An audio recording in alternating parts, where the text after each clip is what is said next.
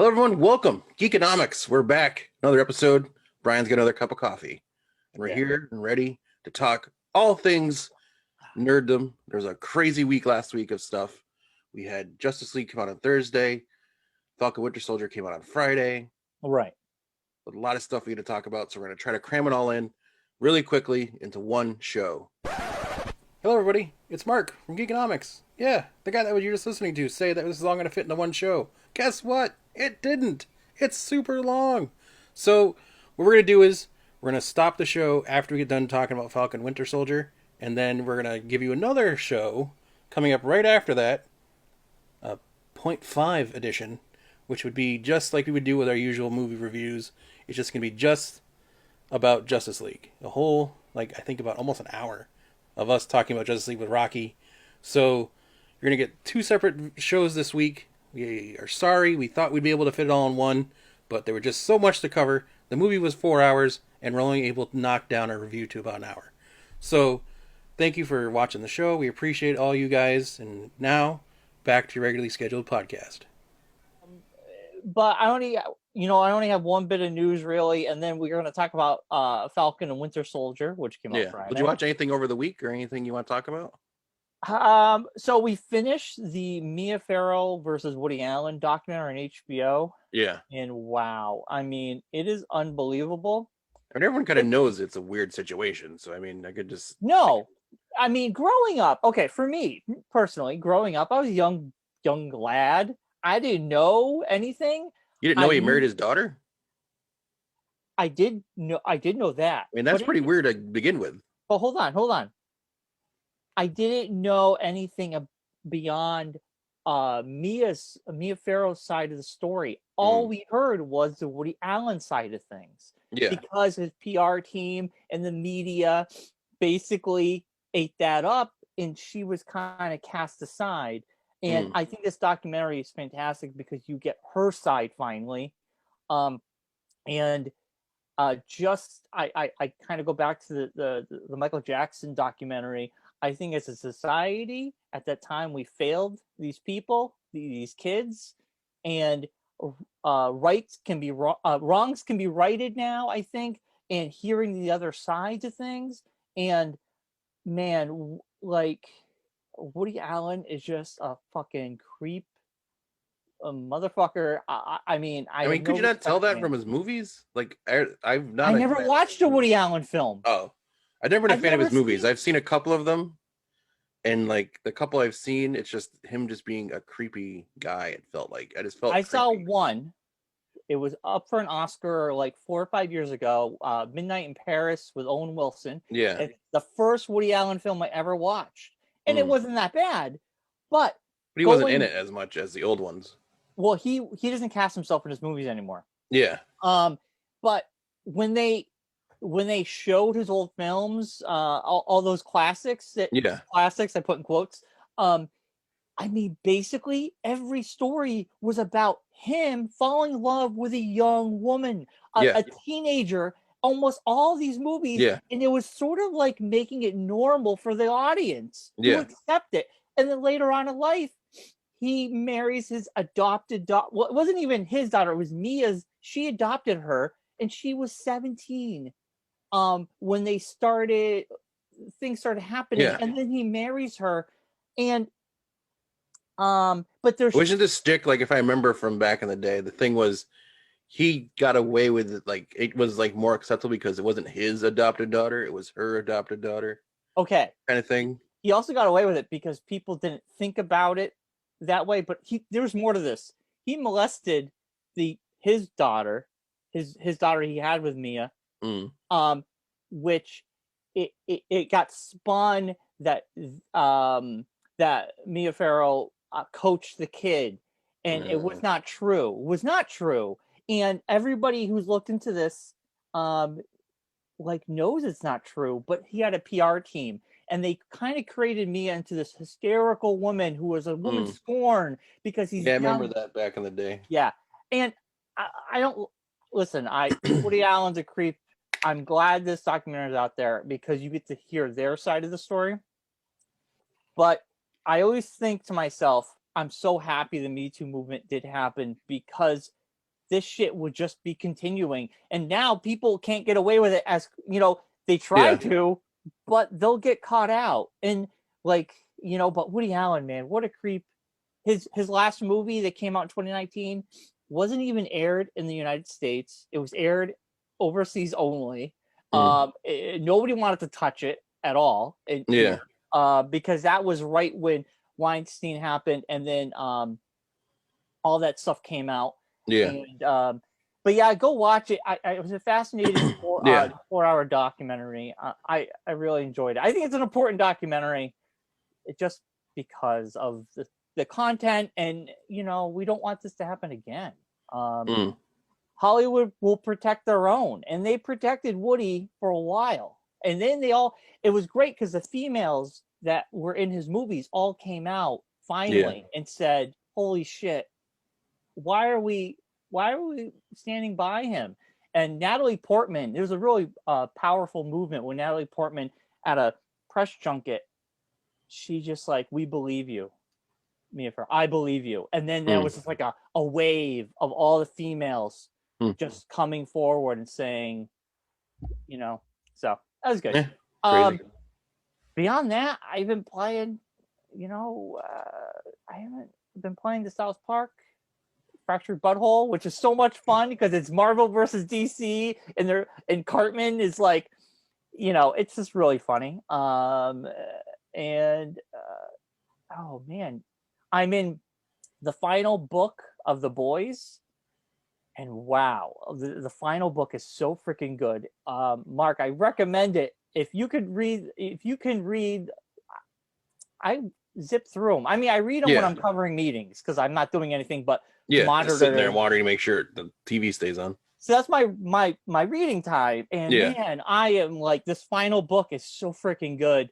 I highly recommend The Boys. It's 6 volumes. Definitely check it out. Yeah, no, it's one of the things I want to get a hold of.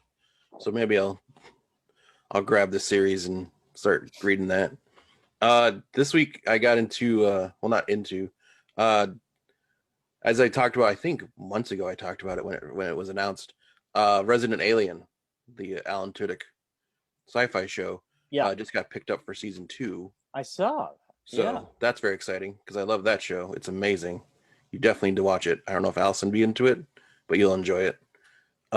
You won't, but I'll check it out. Yeah. And then I watched. I like those on Netflix. They do the Last Chance U's. I don't know if you ever heard about these.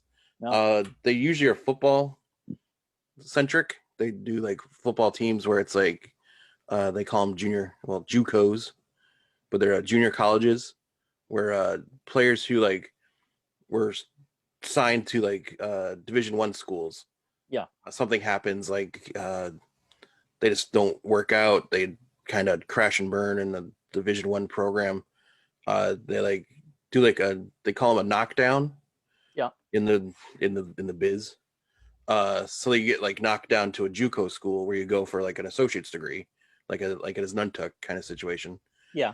And then like you build your grades back up, get your rep back up, and then you get your way back into Division I for your junior and senior years. But it's all documentary style. It's very well done. This year they did a basketball team in East Los Angeles, and I just watched it over the weekend. And it's the way they shoot it, the group the production company that does it.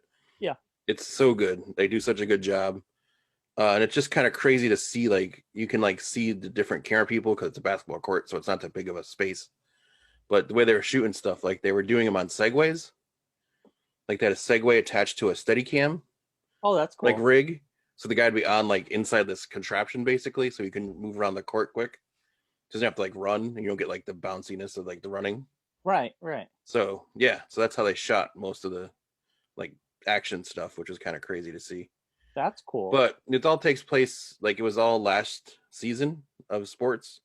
Yeah. You kind of see like a basketball team in East Los Angeles, like going through what all that baggage basically they have to learn to like get back into school and build up their grades and everything. And then the Kobe Bryant thing happens. Oh yeah. And it's all kids in East Los Angeles, so it's like huge. It's like a huge thing. And then like their season, like everyone knows, their season is cut by coronavirus.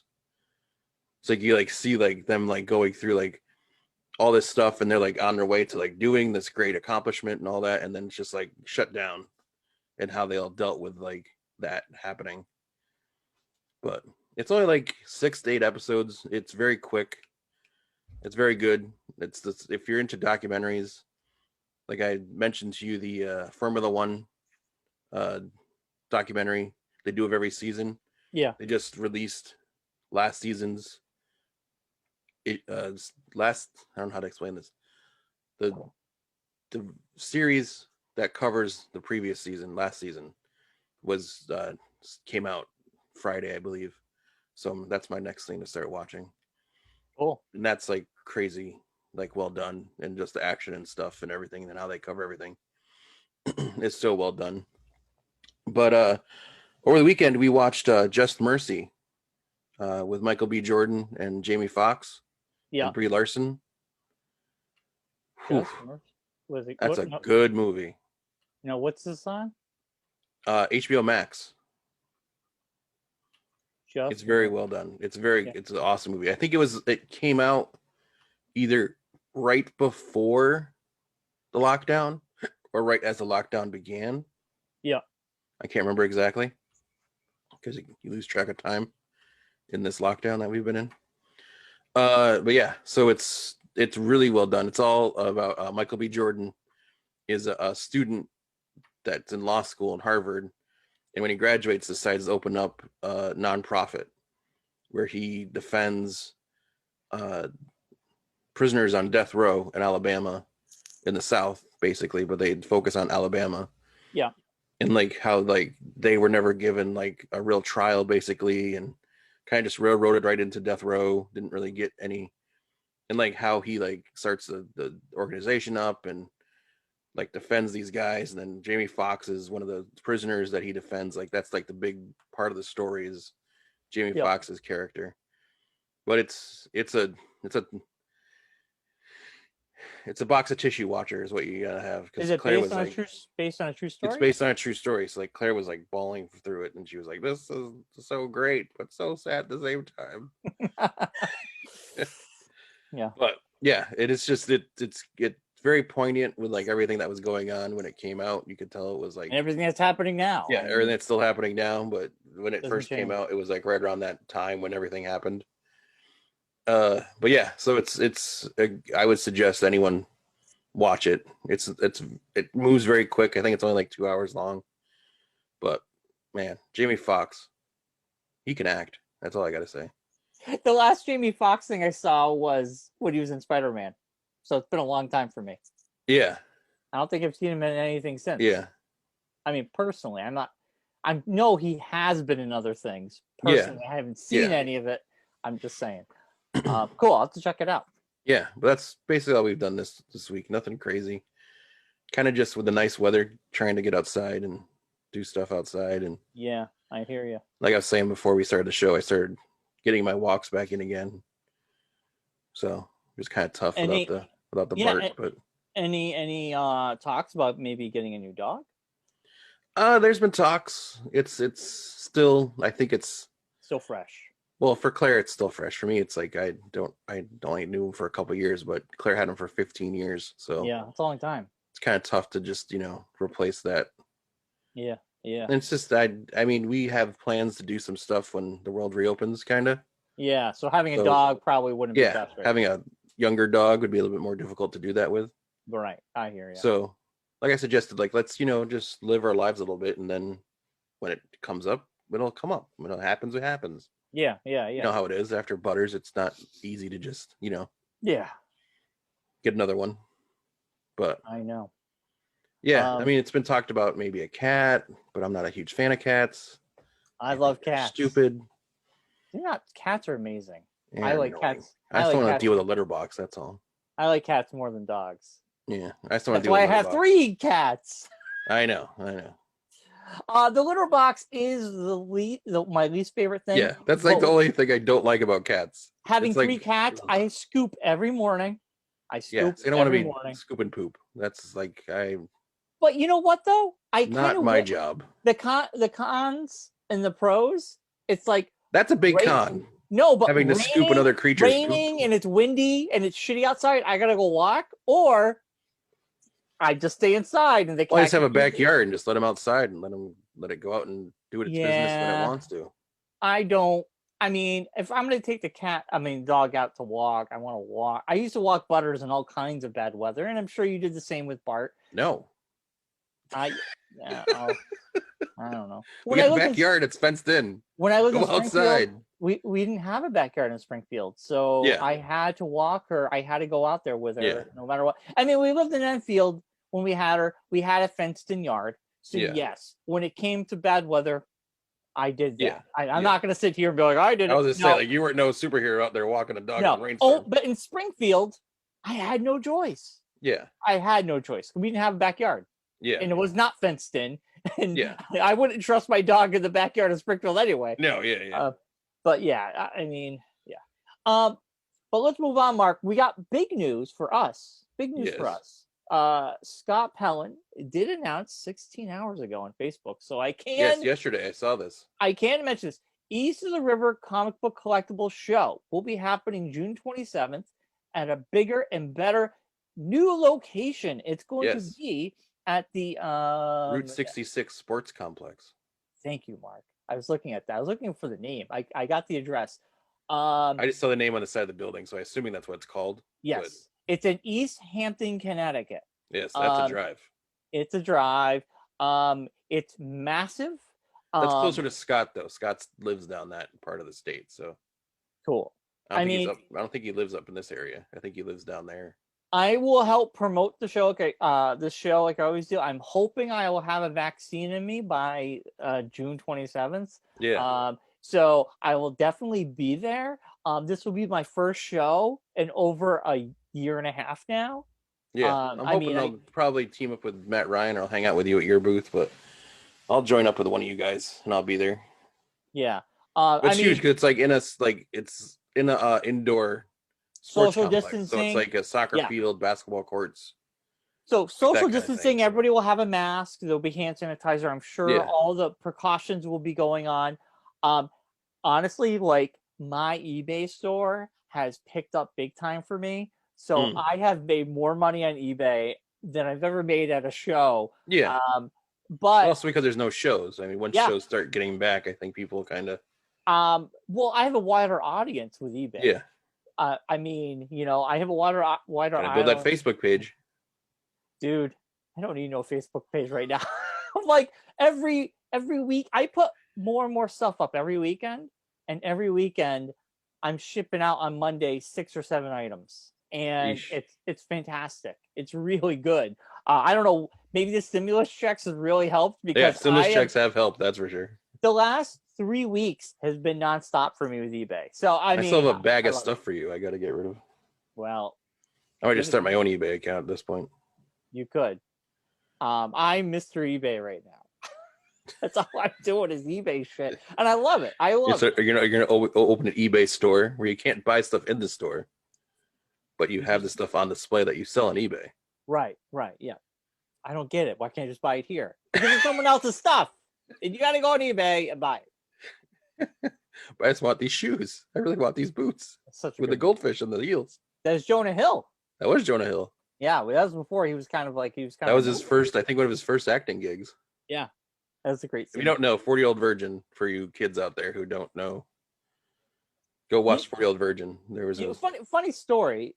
Before we get into news, yes, I have a group chat with the guys, with John and Jeremy and and Hutzel. I'm not on, but that's fine. You said you didn't want to be, or anything. You said you didn't want to be part of that. Dan, no, I hate group chats. I don't like group chats. So I don't want to listen to everyone. I don't even want to be in it half the time. So don't even. I don't listen to people complaining about nothing. So it's basically our friend Dan's personal Facebook page, because it's just article after article after video after article. And I don't read any of them. I don't watch any of them, but it's just nonstop. But it makes him feel good, so I'm happy for him. So anyway, besides the point, Facebook page. Yeah, Hutzel got a job at the Goodwill doing the back end, going through stuff. Yes. He constantly says that people donate dildos. Which probably is true. I wouldn't be surprised. Yeah. So he says. What happens is people put stuff in boxes and don't think about it, and then when they go to drop it off, they just like drop it off, not knowing what's in there. I mean, I would hope people would be more careful to know if they're donating a dildo or not, but I guess that's just me. So anyway, said dildo potentially had a condom on it, maybe, and he referenced it looking like a fly, you know, like those fly tapes. Yes.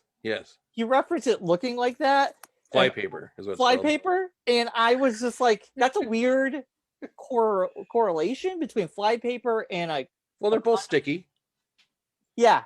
So I said, I quoted 40-Year-Old Virgin, and I said, I touched a boob before. It felt like a bag of sand. Yeah. And, you know, that was the joke. And then everybody in the group chat said, yeah, I've touched a boob before. It felt like a bag of sand. And I was like, okay. Huffle's never touched a boob before. I know. But then the other two, John. Oh, wait, John's going to take it into a very inappropriate space very quickly. And I'm like, the whole point is he'd never touched a boob. So saying it felt like a bag of sand was a weird correlation. And I was saying how Hutzel's two correlations were weird to me. But everybody agreed that boobs feel like bags of sand. I'm like, what kind of boobs you guys touching? What kind of boobs you people feeling? Bags of sand. Yeah. Anyway, I thought it was funny. It's a weird one. Sometimes I don't even want to be. You also got to think about too. Hutzel's probably never touched it. He didn't say that. This is coming from people who. No, I'm saying the correlation between fly paper and condoms. Yeah. That makes sense coming from Hutzel. Right, it does, and that's why I made the 40-Year-Old Virgin reference. But then everybody was just like, "But Brian, it does." It does. I'm like, okay. And nobody. It's also like that's too much information. That you're sharing about your significant others. That their boobs feel like bags of sand. I don't know. Anyway, nobody got the reference, I guess, except for me. Probably not. So. Well, I'm surprised John didn't take it to some very inappropriate space because I'm not going to go there. It's the Francia way. We're public. You can literally turn anything into something dirty. I know, but it's kind of like his superpower, kind of. It really is. He's a dirty man. So there it is. This is very exciting. I'm very excited for this. East River Comic Books and Collectibles show. That's happening. I know that's happening. I'll be there. I'll be selling toys. So all that for the East River Comics Collectibles show, June 27th. Yeah, at the Route 66 Sports Complex in East Hampton, Connecticut. Right. I'm so excited to $1 be to get in. Con. I'm so excited to be at a con. I will have. And there won't be a Plainville show that month because he takes the month of June off. Because he goes on vacation, so you won't have to worry about any conflicting cons there. And those are still happening every month, by the way. Really, I mean, this might be my only show I do. Well, he'll probably do an October one. If I will do Scott shows for now. Yeah, is that the only show you ever do? Really, technically, dude, I was doing shows all the time before the pandemic. I mean, also the flea market's open again too. Mark, markets. I did a show for Troy Barnes. I did a show for Scott. Yeah, but all those were like one-offs, though. Those weren't like really like a lot of those ones you did last year were one-offs. But still, I was still doing it, and I'm still on the hook. I still paid to do ClipsCon in June, which I don't know what's going on with that because if that's in June. That's being moved because of East of the River. So I already paid for my booth for that. So that I am going to be doing. I have an obligation to do that. But that's probably, as of now, the only two shows I'll be doing this year. As of now. If Scott does another one. Yeah, I'm sure he'll get back into the rotation once. Yeah. But I'll probably just do Scott shows. Since my eBay is doing very well, I feel like I'll just do Scott, eBay. Yeah, well, good for you. BK Toys. Look it up on eBay. BK Toys, baby. Yes. Anyway, big news. Big news. Movie world. I love Resident Evil, and we have Resident Evil coming, a new one. Resident Evil: Welcome to Raccoon City. Mark won't be seeing this because it's a horror movie. But is it another Mila Jovovich one or is no? Johannes Roberts is going to be directing this. It's a brand new origin story, Resident Evil. Oh, It's they're going to be rebooting it already? a horror movie, though. Feels like the movie they just stopped making them like 2 years ago. They did. Why does it need a reboot? Because those went off the rails. I mean, they were They're zombie movies. How on the rails are they supposed to be? This is actually going to be a horror movie. Well, yeah, so was the old ones, but they were just the first one was a horror movie, but then it became very action. Well, it's a video game. That's what the video games were. Dude, I'm excited for this. I'm very excited for this. I'm hoping he's right. He says it's going to be creepy as fuck, and I'm hoping it will be creepy as fuck. It's going to cover the first 2 films, which is awesome. The first 2 films or the first 2 games? First 2 games will be covered in the first movie. Oh, okay. And I think those are the scariest games. I mean, later on it becomes more action based, but it'd be nice to have the movies maintain a horror element. Well, the first movie wasn't. That's what I said. Yeah, it wasn't as actiony. Towards the end, it got actiony. Yeah, and it's like it's a clone. How are you supposed to not make it crazy? The whole thing was based off someone being cloned. Yeah, but the movies, that was none of that. They never really got into the Stryker situation. That was like my one dislike about it. Like they didn't really flesh out that character. Over the summer, I watched all the movies. I enjoyed them for what they were, but the whole cloning stuff was never in the video game. I mean, I know, was something you also got to find a reason to keep Mila Jovovich around. Yeah, and I mean, she was a clone. Why wouldn't you? I gotta watch Monster Hunter, because she's in that. I gotta watch Monster Hunter. Monster Hunter. Not Monster Hunter. Monster Hunter. Monster Hunter. I was chewing on a piece of skin in my mouth. Isn't that Monster Hunter? It's all about hunting for monster cheese. Monster cheese. Yes, the cheese movie. All right. We got about 10 minutes or so. Let's do Falcon and Winter Soldier, Mark. All right. Episode 1 starts off with a bang. Dude, this episode, I mean, it's like the very first thing that they should have had in the thing was like the Falcon and Winter Soldier, not WandaVision. It's like this is gonna be an action show. But it wasn't even action. Like it started off with a bang, but it's heavier.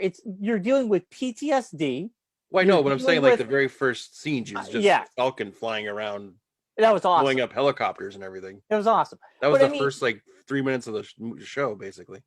They're dealing with race in these times. What does it mean to be a black man representing America, and how it's hard to do that when you're. We're also going to get more into like the blip and how it affects.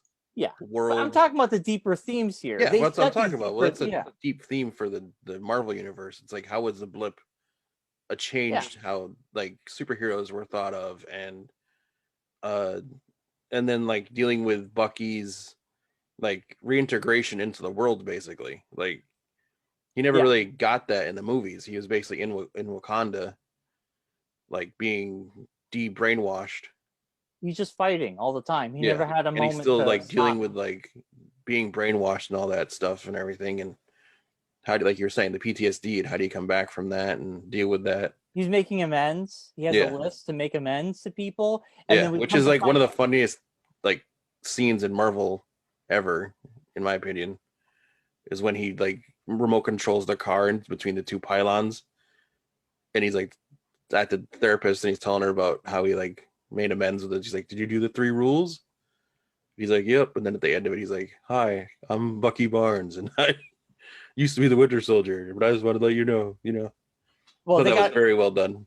They all got arrested. He got them. I thought that was very well done, though. That was very well put together.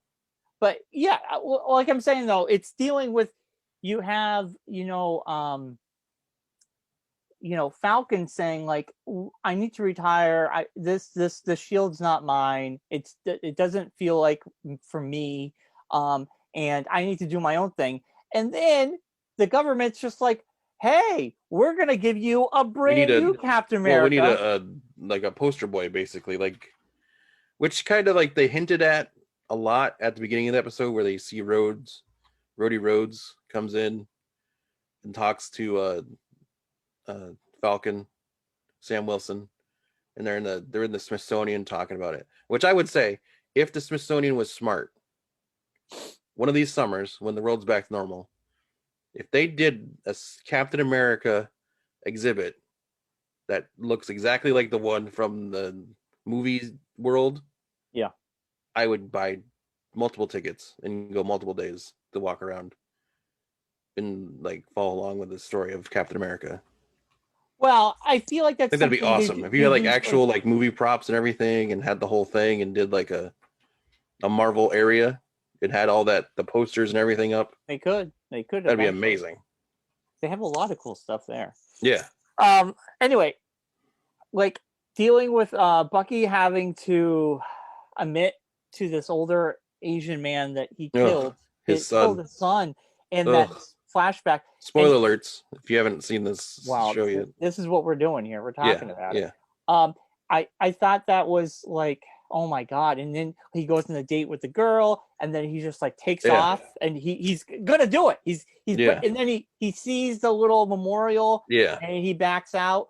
And I think it's just great to have these two characters having more emotional baggage and trying to deal with the world and around dealing them. with like his family's like financial problems and and then we find out they own and everything. The Avengers never got paid by anybody. No, and he, even though he didn't get paid, and he's an Avenger, he still can't get a loan. Yeah, I mean, and which made me think the Human Torch was denied a bank loan today. The Falcon was denied a bank loan today. The Human Torch was denied a bank loan. But yeah, another movie reference there for you. It was a fantastic first episode. I did not expect this. A more heavier, a more racially charged, a more dealing with what's even happening now in our country, and showing these two characters dealing with two different things. And I think eventually they'll come together and help each other. Because I mean, you see that in the trailer that's what happens. But I think it's going to be like an episode or two. Might even the second episode when they get together. There's only 6 episodes, so the story's going to move quick. It's not going to take long to get to where we need to get to. Yeah. But even like the terrorist stuff with the LAF, which is like left hand kind of thing. They're doing a bank robbery and have a flash mob, and then that way it's all chaos. And then that guy just kicks the shit. Which I'm assuming he has superhero or a super serum of some sort. There's gonna be some kind of connection to that, and then I don't know. It's gonna be very interesting to see how it all plays out. We did get a lot of Steve Rogers references. Right, of course. Like, where is he? Is he still around? Well, no. The biggest thing for me is that we got John Walker. We got U.S. Agent at the very end. The new Captain America is U.S. Agent John Walker. He plays John Walker. It's on IMDb. That's who his character is. Yeah. So John Walker has filled in for Captain America in the comic book. Yes. Before, and it's gonna be interesting what they're gonna do with this character. How are they gonna like? I'm assuming he's gonna be like the old, like I mean, like first he's gonna be the old Captain America. Like they did a lot of because they did a lot of like in the, like I was saying with the scene in the Smithsonian. There's a lot of tight shots of like the posters, like buy more war bonds, like all that kind of Captain America, not like the superhero-y Captain America. Yeah, he's gonna be that. So I think he's gonna be more just like the shiny fashion plate kind of like. I'm protecting you. They showed him at a football game. So like a spokesman. He's gonna be that kind of Captain America, not the. But we'll see how it ends. He didn't do anything. So the thing is, Falcon and these guys should be getting the credit, and you're gonna have some asshole dressed up as Captain America prancing around pretending to be Captain America. Yeah. I think that's a good tension. I think and we know that Agent 13 is gonna show up. Sharon Carter is gonna reappear. Is she? Yes, she's on all the posters and everything. She's in the posters and everything. So she's gonna show up. And Baron Zemo is gonna be the big bad. That's behind all the terrorist stuff, so probably right. Yeah, he's on all the promo stuff too. So yeah. I only know that because when I was looking up stuff to put on last week's front entrance, still Though they were all the other posters all had them in it, so I didn't. Oh, okay. Yeah, so I didn't know any of that. So yeah. I've been staying away. Yeah, I didn't really watch that many trailers. Just the one that was, I think, like right before the show. Right. But I you know, to go back to our you know rating system, I give this a 5 out of 5 for me. Like I was blown away by it. Yeah, I mean, I'll give it a 4 because it's the first episode, so I don't want to like give it high marks yet. I want to see where it goes. And then I give it high marks for that opening, the character development. Oh, the opening was amazing. And dealing with hard issues. I give that's why I loved it so much. It's not just like a brainless action. I mean, there's thoughts and put into this about what's going on in their world and the climate in their world that even happens in our world. And I think that's kind of interesting. You know, it's kind of like you know, for them to do that is I think bravo. So no, they've been doing it, and they also started promoting Loki a lot more, like on regular TV and stuff with the Disney Plus ads and stuff like that. So Claire said to me yesterday, actually, we were talking just randomly about other stuff. She was like, "When does Loki come out?" I'm like, "I think June." She's like, "Oh, I definitely want to watch Loki with you. I'm in for Loki." I was like, "Well, I think you'll like Falcon Winter Soldier." She's like, "I'll try it, but I'm really in for Loki." Yeah. It's like WandaVision's gonna be too tough for me, but I'll definitely be in for Loki. Yeah. It makes me right now. I have the hankering to go back and watch, you know, the first Captain America, Civil War. Like it definitely gives me a lot of Winter Soldier feels. This show, yeah, like that movie where it was like the very espionage kind of film. The second Captain America movie. Yeah, second Captain America one, which is right before Civil War. Yeah. So it kind of like gives me that kind of feel, which is great because that was a fantastic movie. So yeah, I to this day I do regret not going to that one with you guys because I was just like I didn't like the first Captain America. I didn't like care. The first Avenger. And then you guys all went, and then it was really good. And yeah, it's probably the only MCU movie I didn't see in the theater, just because of my stupidity because I didn't know. Well, there you go. The first Captain America. I mean, you know, over time it's all right, but it was just not my favorite. It was just kind of different from what, like, because Iron Man came out. Yeah. And it was like, wow, Iron Man. And then like you get Captain America, it's like, whoa. Captain America. I still stand by the fact that they gave us a montage over the cool stuff, and they really. Oh well, yeah, because it's just back then they couldn't do as much as they could do now, probably. But I mean, I think over time, they didn't have the budget probably for it at the time. Over time, the movie's still good. It's just my least favorite, but it's still good. It's still good. It's kind of like the Wonder Woman in the DC universe. It's like the take back in time, right? Totally kind of stuff. All right, speaking of Wonder Woman, I like my transition there. I'm gonna get Rocky on the horn.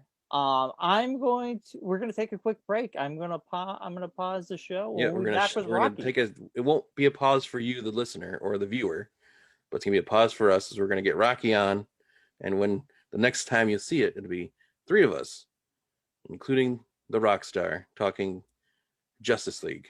Okay.